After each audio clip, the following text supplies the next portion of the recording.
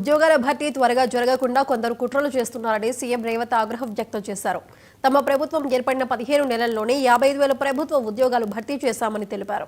ఇంకా ఉద్యోగాల కోసం ఎదురు చూస్తున్న యువత సంఖ్య లక్షల్లో ఉందని చెప్పారు. కానీ కొందరు కోర్టుల్లో కేసులు వేసి ఉద్యోగాల భర్తీని అడ్డుకుంటున్నారని మండిపడ్డారు. ప్రభుత్వం వచ్చిన మొదటి సంవత్సరంలో ఆన్ రికార్డ్ నేను ఛాలెంజ్ చేస్తున్న ఈ దేశంలో ఏ రాష్ట్ర ముఖ్యమంత్రినైనా ఏ ప్రభుత్వమైనా ఏ పాలకులైనా ఒక్క సంవత్సరంలో 59,000 ప్రభుత్వ ఉద్యోగాలు ఇచ్చిన ఎవరైనా ముఖ్యమంత్రి రాష్ట్ర ప్రభుత్వం ఉంటే వాళ్ళు విధించే ఏ శిక్షకైనా నేను మా ఉప ముఖ్యమంత్రి గారు సిద్ధంగా ఉన్నాము.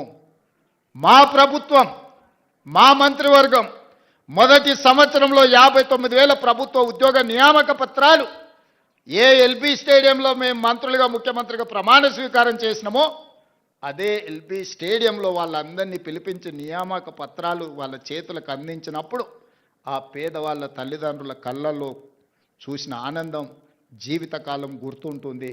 ఎందుకంటే వాళ్ళ పిల్లలు ప్రయోజకులైనప్పుడు ఆ తల్లిదండ్రుల కళ్ళల్లో కనిపించే ఆనందం ఒక గొప్ప అనుభూతి.